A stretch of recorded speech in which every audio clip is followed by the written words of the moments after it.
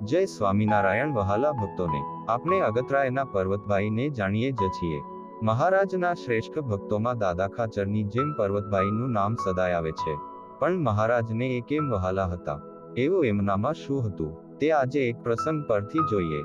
મહારાજે પ્રવર્ત આવેલી રીત મુજબ સંતો એક પાત્રમાં અન્ન ભેગું કરી પાણી નાખી જમતા અને તુંબડામાં પાણી પીતા. અત્યારે લાકડાના પાત્રના તુંબડા મળે છે, પરંતુ એ જમાનામાં તુંબ નામનો વેલો થતો, જેના પર તુંબડાના આકારના જ મોટા ફળ આવતા, જેનો સંતો ઉપયોગ કરતા. એકવાર એક ભાઈએ પોતાના ખેતરમાં શેરડીની સાથે તુંબડા પણ વાવ્યા. સરસ વેલો મોટો થયો અને તેના પર તુંબડાના મોટા ફળ આવ્યા. પરંતુ એ ભાઈ કુસંગી હતા, તેમને સત્સંગ નહોતો. આ બાજુ સંતોને તુંબડાની જરૂર પડતી, તેથી તેમને થયું, આ ભાઈના ખેતરમાં સરસ તુંબડા થયા છે, આપને જરૂર છે તો માગી જોઈએ, કદાચ આપે. સંતો તે ભાઈની વાડીએ માગવા ગયા. હવે એ તો સત્સંગી નહોતો, તેને આ વાત જરાય ગમી નહીં. તે કહે, આગળ પણ બીજા સંતો માગવા આવ્યા હતા અને પાછા આ લોકો પણ માગવા આવ્યા. આ સ્વામિનારાયણના સંતો તો મારી વાડીએ વારે વારે માગવા આવ્યા જ કરે છે. મને તો આ બિલકુલ પસંદ નથી.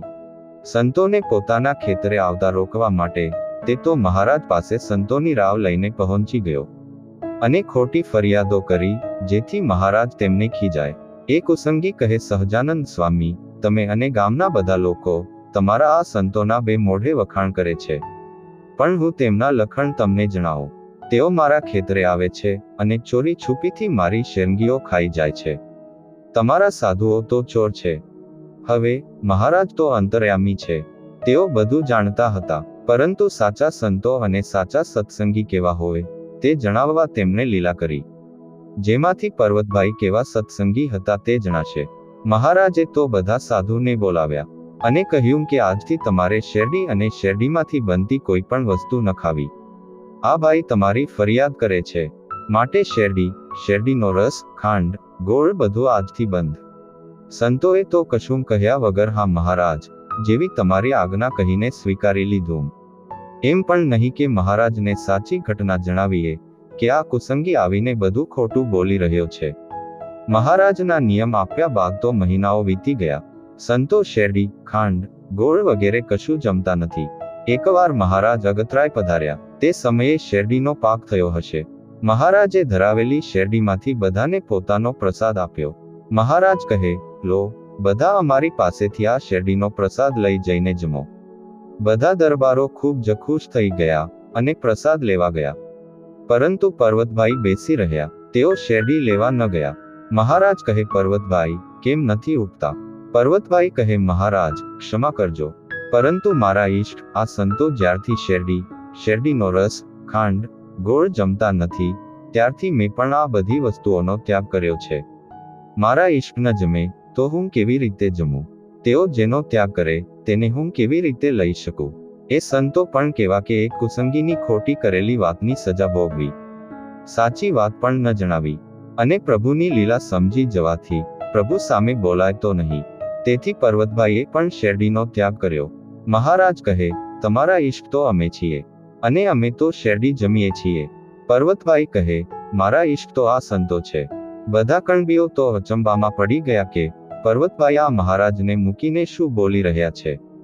પર્વતભાઈ કહે, જેના રૂવાડે રૂવાડે તમે વસ્યા છો, જેના હૃદયમાં તમે રહો છો, એવા આ સંતો મારા ઈષ્ટ છે, અને તમે તો મારા ઈષ્ટના પણ ઈષ્ટદેવ એવા સર્વોપરી પરબ્રહ્મ પુરુષોત્તમ મહારાજ છો. તમારી જેમ મને પણ આ સંતો ખૂબ જ પ્રાણ પ્યારા છે.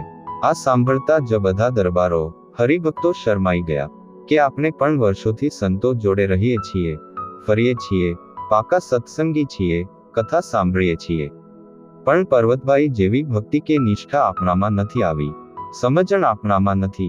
તેઓએ અવગુણ ના લીધો કે અમને પણ સંતો પ્યારા જ છે, પણ મહારાજની આજ્ઞા સંતો માટે છે, તો અમે નિયમ લઈને શું કરીએ? અને આ પર્વતભાઈને મહારાજ અને સંતોની નજરમાં ખાસ બનવું છે. તેઓએ ગુણ જ લીધો કે પર્વતભાઈ કેવા દિવ્ય બુદ્ધિવાળા છે. સંતોને આપેલ નિયમ પાળવા વાળા તો એક પર્વતભાઈ જ છે. ભક્તો, આ નિયમ 1.5 વર્ષ ચાલ્યો હતો. સંતો પ્રત્યે એટલો પ્રેમ કે પર્વતભાઈએ પણ 1.5 વર્ષ સંતો જોડે આ નિયમ પાળ્યો. બધાને પણ સમજાઈ ગયું કે પર્વતભાઈ તો પર્વતભાઈ છે. મહારાજ તો ખૂબ રાજી થઈ ગયા. તેમને કહ્યું, પર્વતભાઈ, અમે ખૂબ રાજી છીએ, તમે વરદાન માગો. પર્વતભાઈ કહે, મારે મારી માટે કંઈ નથી જોઈતું, તમારે વર આપવો જ હોય તો તમારા આ પ્રાણ પ્યારા સંતોનો નિયમ પૂરો કરાવો, કે જેથી હવેથી તેઓ શેરડી, ખાંડ, ગોળ જમી શકે.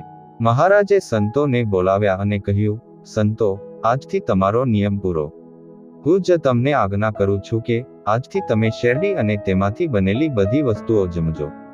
સંતો શેરડી જમ્યા. પછી પર્વતભાઈએ પોતાનો નિયમ છોડ્યો અને શેરડી જમ્યા.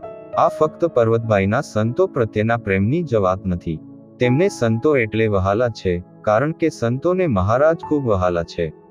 તો પર્વતભાઈને મહારાજમાં કેટલો પ્રેમ હશે, તેઓ મહારાજને કેવા સમજ્યા હશે. તેમને મહારાજને સર્વોપરી જાણ્યા જ નથી, રાખ્યા પણ છે. બીજી બધી વસ્તુઓની ઉપર સંતો અને મહારાજને સર્વોપરી રાખ્યા છે. આપણે પણ મહારાજને રાજી કરવા પર્વતભાઈ જેવી બુદ્ધિ, ભક્તિ, ભાવ, પ્રેમ અને મહિમા માગીએ અને કેળવીએ. સૌને જય સ્વામિનારાયણ.